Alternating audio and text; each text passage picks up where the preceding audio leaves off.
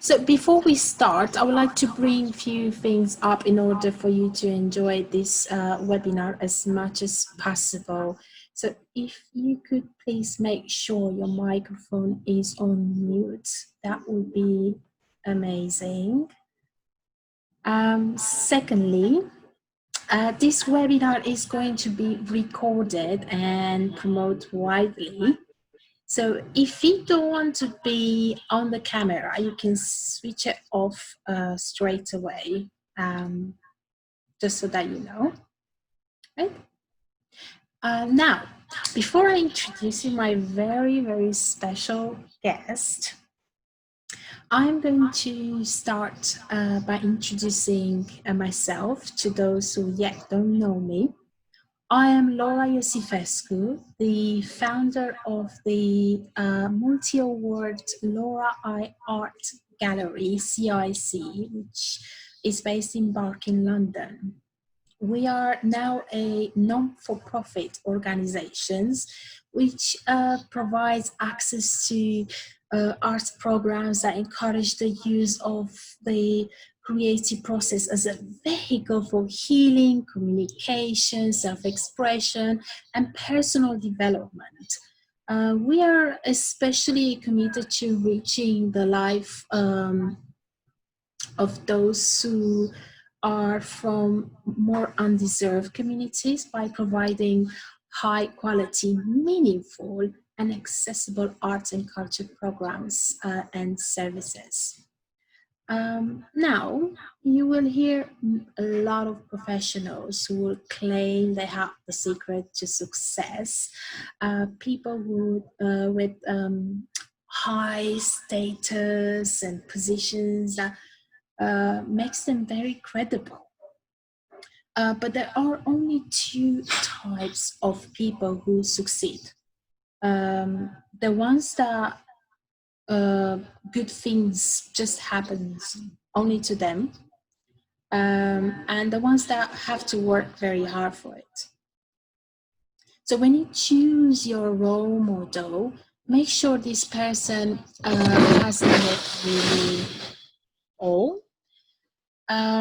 Find out about the type of people they are, about their struggles, not about the list of their achievements, because this is not going to help you. You need to follow a person that have started from zero, that has achieved the impossible, someone that has been in your position or even in a worse position than yourself, because seeing them going through something like that with such a um, you will then understand that no matter what circumstances you are in, how struggling your uh, life might be, you will understand that there is a light at the end of the tunnel, and that you can also do it. If somebody else has done it, you can do it. If somebody else is in a worse position than you have done it, oh yeah, you can do it too.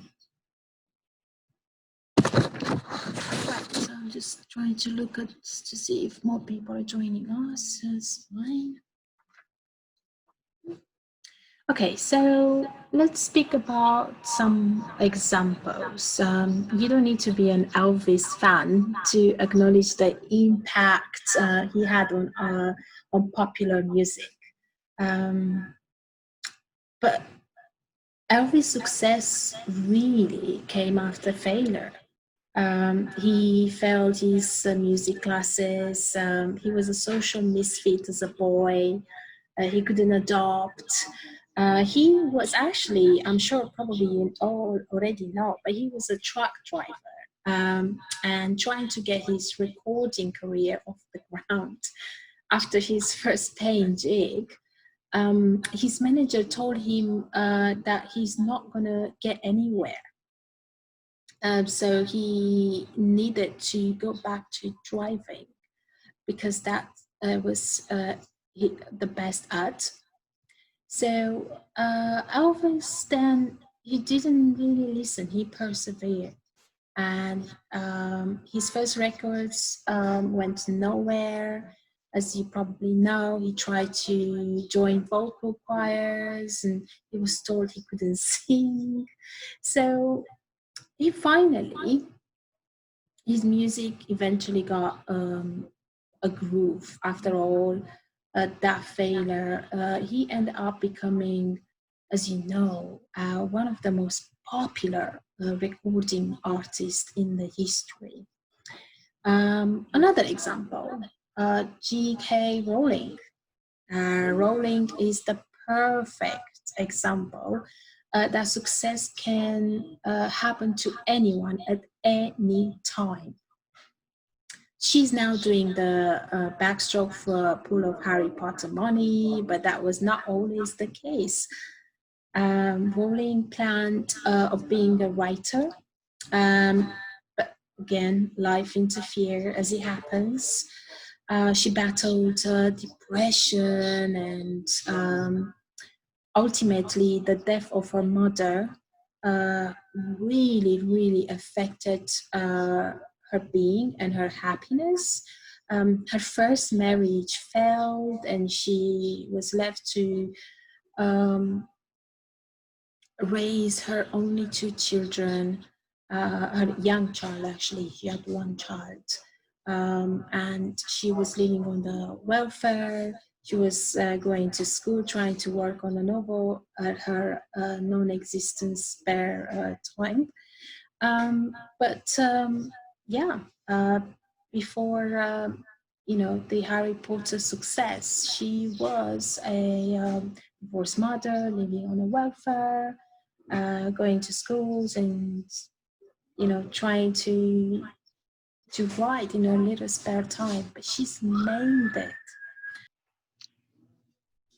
Certainly, I had also an extraordinary journey from my early childhood. The connection of then and now is really never lost on me. I'm one of the four children from an impoverishment background.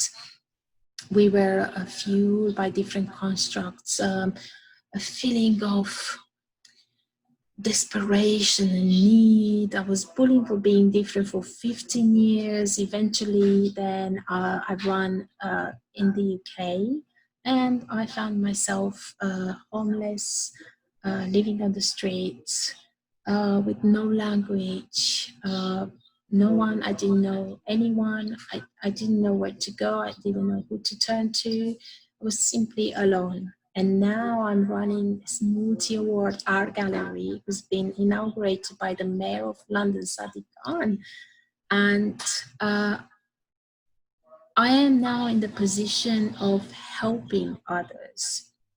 And I wanted to do something for other people that nobody have done for me. So, and I wish there was somebody who was there to support me, or I wish there was this kind of support available.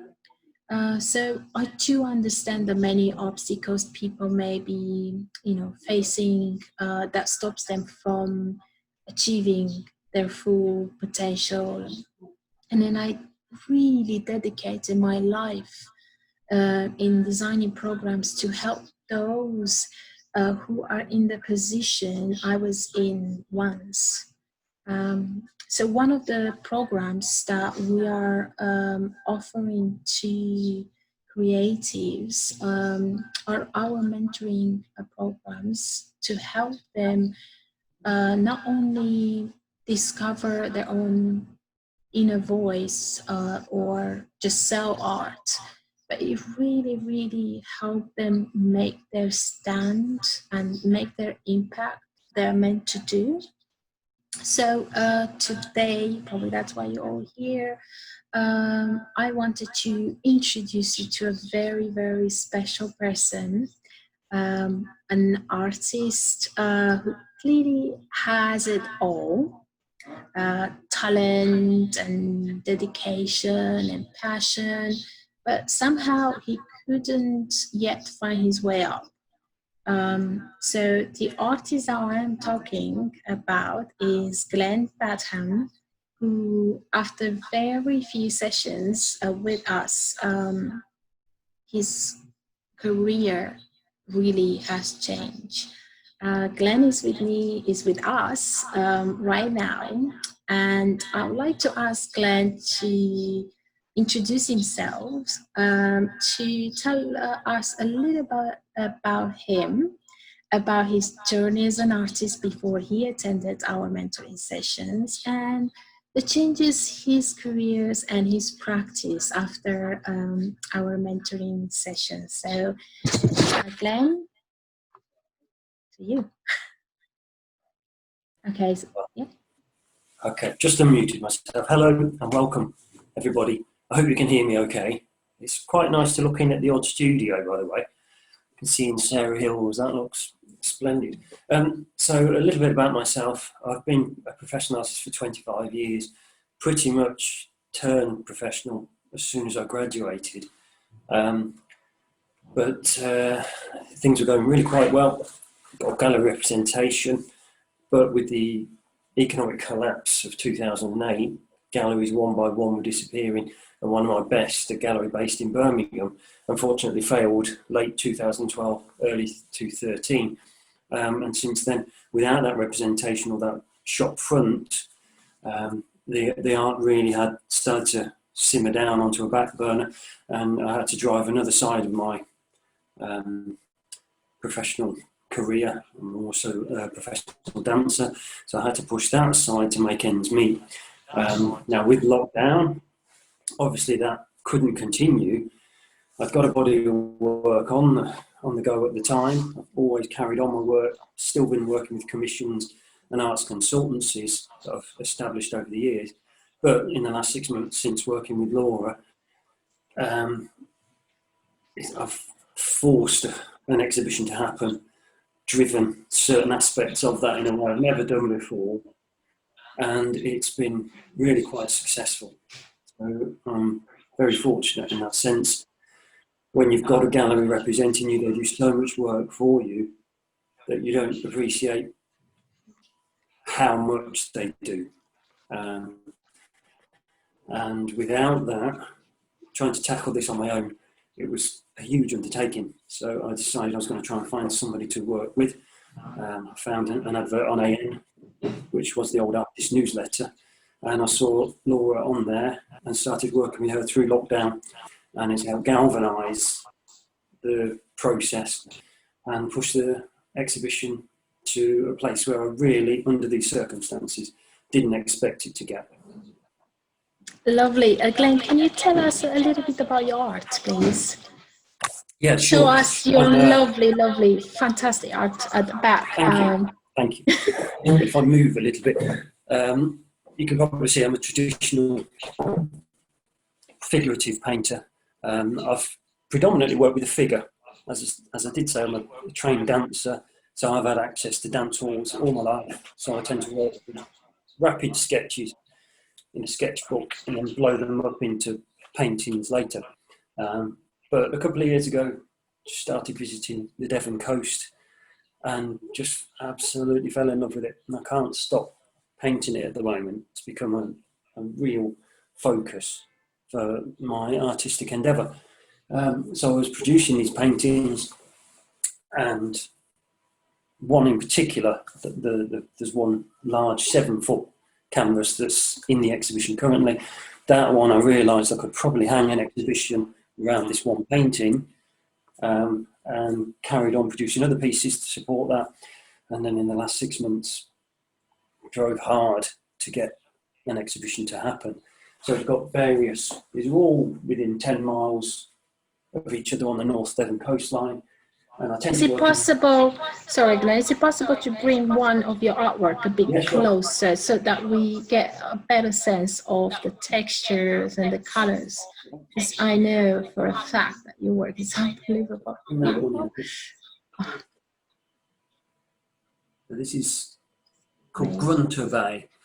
So it's oil on canvas, but quite a lot of glazing technique, like the Impressionists would use. So impasto as well, but a lot of thin oil glazes, so heavy on the linseed oil, glazing across the surface, so the underpainting, and a lot of the white punches through to get these sort of artificial colours. So that's an example of one. And this just got into a competition, the Grey Cube exhibition online, American,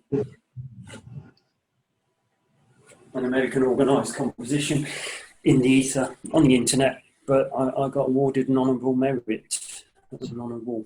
So I've got a certificate, and I think in these circumstances, online exhibitions are a great thing to do as well. If you've got work already, get something out there.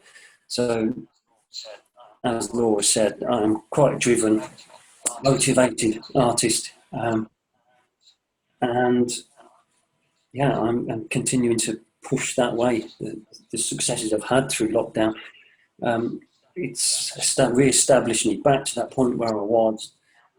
Without the help of a gallery, that substitute has been the work I've done with Laura in these last few months. Lovely. I've got a few more questions for you, Glenn, if that's okay. Sure. All right. Yeah. Lovely. What kind of strategies and tips you use from our mentoring sessions that you believe secure sales for you, besides, of course, you being a super talented artist? Well, there was a couple of really, really important things, I think. One was when you've made sales, how do you continue that? So throughout the course, because of lockdown and social distancing, I've done small private views regularly across the lifetime of the exhibition. And when you've made those sales, I had a session with Laura and I said, well, you know, how do I continue selling when I haven't got one of these going, or when this exhibition in particular finishes, how will I be able to carry that on? And she gave me some very specific tips on how to, rather than constantly be searching and seeking new buyers, to work with the buyers you've already established. You've got somebody that trusts you and believes in you and is committed with that purchase. So to go back and work with them, which any company would do. And a lot of this is business sense. But as an artist, that's something we don't tend to have. We go to art school, we're trained, I did my degree, but they don't tend to tell you how to construct an exhibition, how to sell work, how to write a statement. So there's lots of these kind of business holes that are there. And as an artist, they are so important. The studio practice is the thing we all love, otherwise we wouldn't be doing it. But it's that other side to the personality that's essential. Otherwise, you could have the most incredible artwork in your studio and the world will never know about it. And Exactly. it's stepping over that threshold. Yeah, you got a very, very good point there, Glenn. Another question would be, how do you think our mentoring, what do you think about our mentoring programs? Oh, they're excellent. I think they represent extremely good value for money. One of the first things Laura said, I've got this very short deadline. It was be prepared to do 14-hour days. And it hits you when somebody says that, like, wow. And I've worked extremely hard, tirelessly for the last few months. But it has worked. Lots of the specifics, the little things you don't consider or you're not aware of, where we've ticked those boxes, they seem to have been instrumental in making this as successful as it's been. So, yeah, I think having somebody with that knowledge that you've not got, or just offering up a slightly different angle sometimes. Sometimes it's just one thing in particular was when writing the private view, the statement, the press release, it's anything like that to get the interest. Laura mentioned it'd be worth getting that written professionally. So that was one of the first things I did, sought somebody that could do that for me. And it made a huge difference because press articles and publications. So I'm actually into this magazine here, Flea Circus, which is an arts publication. They've got a painting. So there was a lockdown competition. And that was one of the first things I did on the back of that. Put in a nice little bit of text that was considered by somebody else, put in the image, and it got selected. But also things like Devonshire Life, I've managed to get in. Lots of local press releases that, of course, has raised awareness. And this is because I got in touch with somebody that was a reporter, and I asked her to write the press release rather than me.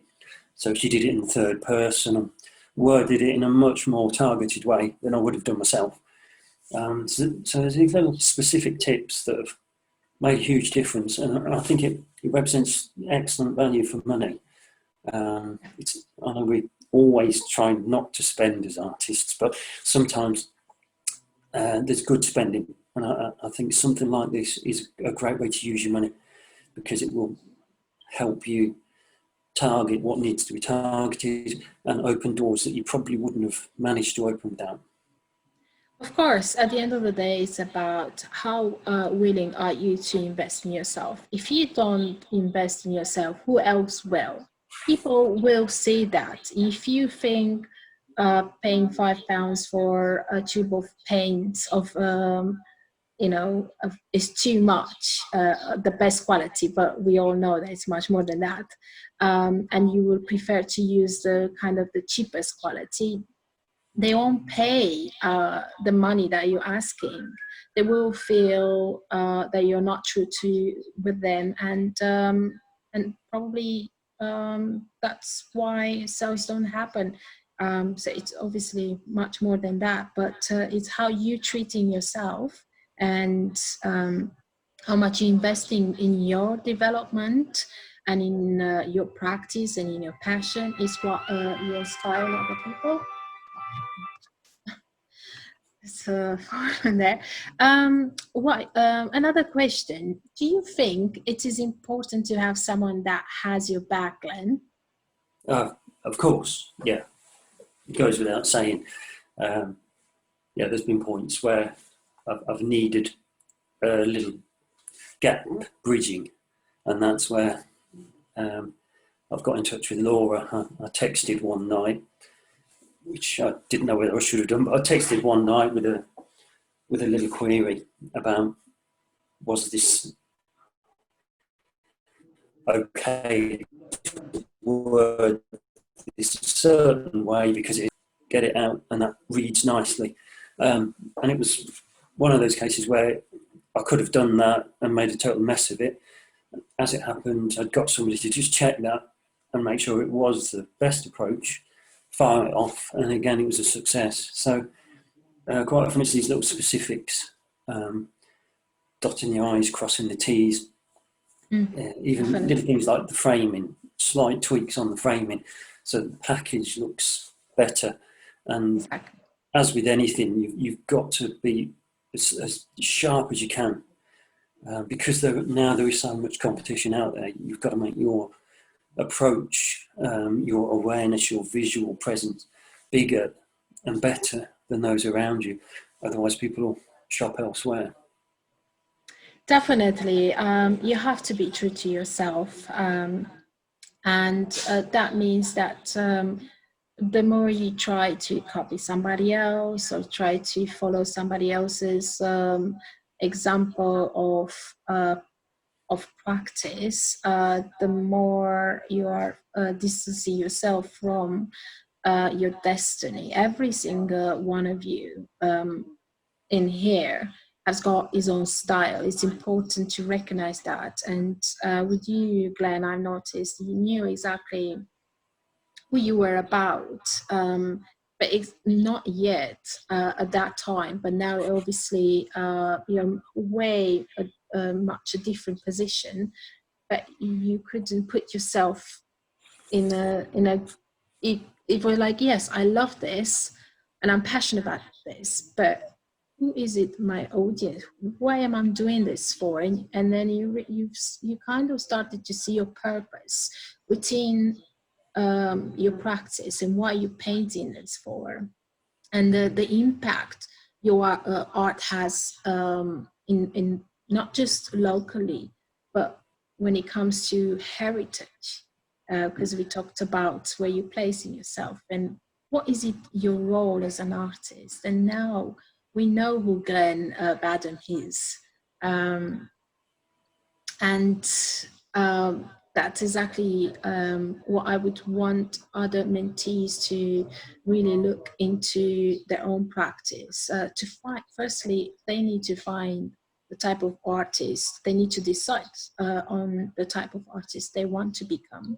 They want the type of impact they want to make, whether it's a small impact or a big impact. You need to know from the beginning of your journey. And then it's not so, because I had a lot of mentoring sessions with a lot of artists, and you are the best example, Glenn, to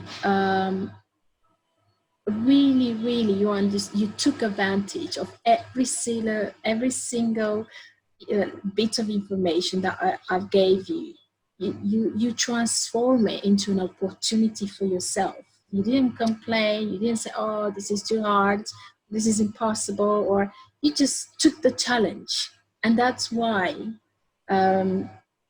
you've done so great with this exhibition, and why more and more collectors wants to buy your art, because you are such a you understand who you are, you understand now what you want, and you go for it. You're not a complainer. Just you're the type. No, yeah, exactly. So you got the right attitude to succeed. And instead of saying, "Oh, what do I get?" For example, we had I think we had I did ask you once to to do like a short video of yourself, a testimonial, let's say that way, about our mentoring sessions. And you didn't say, "Oh, what am I getting if I'm just going to say this?" But you put your artwork over there, maybe the backgrounds. You say, "This is me, guys." And it was fabulous. So the thing is, what I'm trying to say, stop complaining and do more. Think about what can I get from this opportunity, and try. That's what you're an artist for. If your imagination is limited, maybe that's not the career that you want to take on. But I believe in you. I believe that you can think outside the box. Take one opportunity and see how you can expand on. Don't think that it's just, nothing is too little. Every single step that you are taking towards your career is important, even if it's a small one. The way your self-discipline is very, very important. Another question I've got for you, Glenn. So what would you advise an artist that is not sure right now whether they should or not join a mentoring program? Well, the choice is yours, but I think it's a small fee. It's a small price to pay. For a few coffees from the coffee shop a week, you can get somebody that, as Laura's already said, somebody that's got your back, who's got this knowledge. And some of the partnerships are forged where, because they're landscapes, Laura said, think about a motif. Is there something in here that you could work with a local company? And of course, some of the paintings, half a dozen of these paintings, were one spot in particular that belonged to one of our national institutions. So I've managed to forge a relationship with them, and I hadn't even seen that opportunity. So for a few pounds, it's helped me forge a link with a huge institution, and I'm working with them now in a mutually beneficial relationship, and it paid dividends, and that was for a nominal sum. So I think it's, if you're serious, if you want to earn money, and you owe it to yourself, you spend so much time, you lavish your particular piece of artwork, whether it's a sculpture, an installation, or a painting, you throw everything you've got into that piece of work. And then if it's not showcased or publicised or put into the right domains, then it could all be futile. So you owe it to yourself, I think, and for the price of a few coffees or, you know, a night out a week, I would forfeit them for something like Exactly. this. It certainly Definitely. helps hugely. Lovely. Is there anything else, Glenn, you would like to tell our, listeners about your practice, or about, do you have any projects coming up? Maybe about the exhibitions that is coming in the gallery. Yeah, Um, yeah. yeah. Well, some wonderful things have happened. This particular show, it's in a gallery in Northampton, but the reason I went with it is because it's attached to Charles Rennie Mackintosh's house. So it's a wonderful, wonderful centrepiece, and it was purchased and built on by the local council. So there's a wonderful exhibition space there. But because of the postings and something else, Laura told me, you know, get out on Facebook every day, get your stuff out on Instagram every day, push the social media.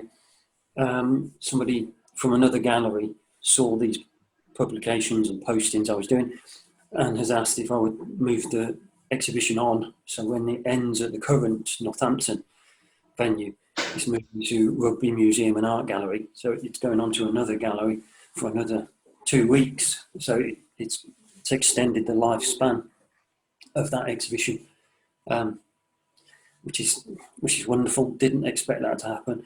Galleries have started getting interested. As I say, I've got into quite a few publications, you know, glossy magazines. Now, it's always worth finding out what your niche is, where you will fit.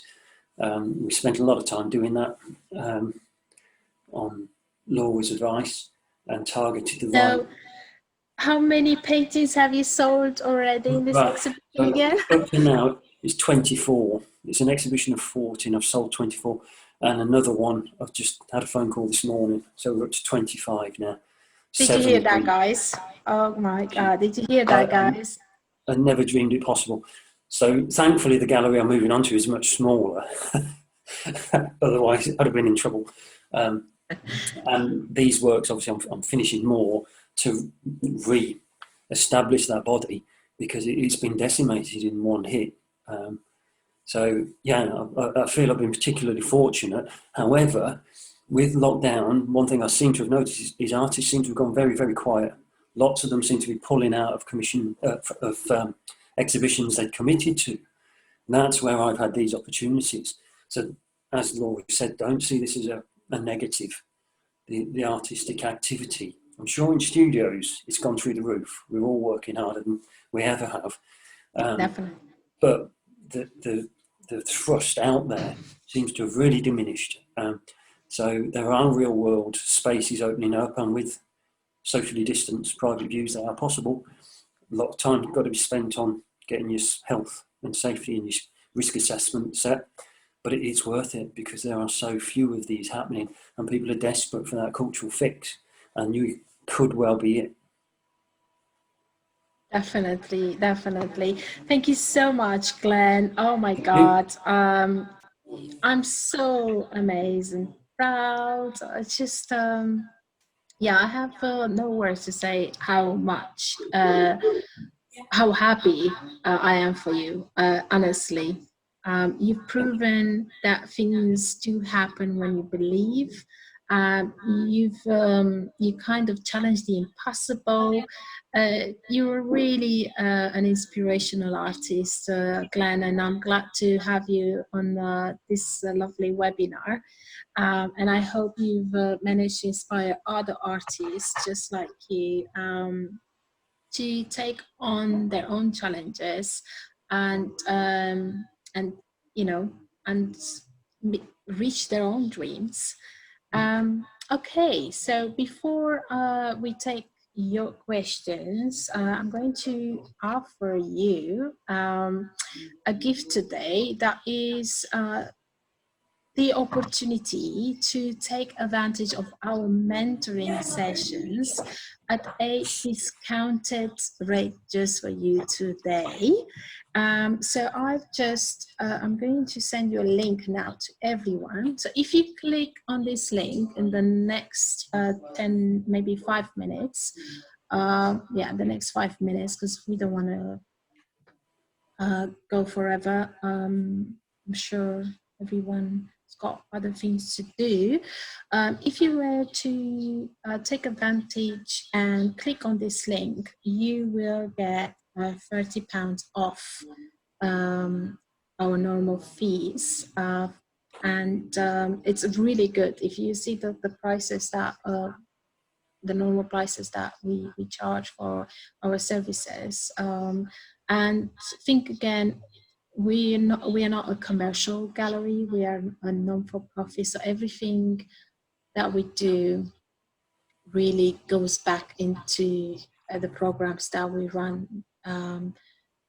Events like this can happen more often. So and again, don't think about what am I going to get out of it. Think about what you can get out of it and how you can change your life.